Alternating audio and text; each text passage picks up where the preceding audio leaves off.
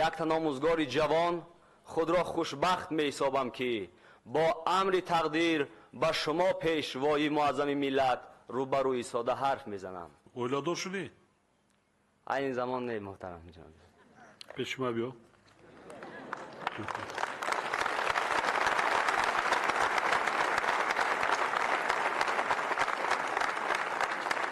همیشه آتا توپا میگیری باشم.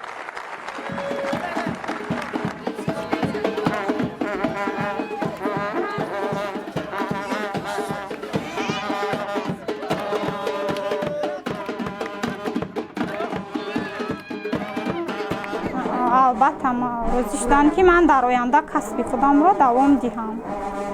شما یک بار فشاری را احساس میکنید؟ در عین حال نه. کشتی عمرتان همه وقت در بحری بیکنار به طوفان آرامانه شکست ناپذیرانه شنا کرده به ساحل‌های مراد ارزقا رفته برد.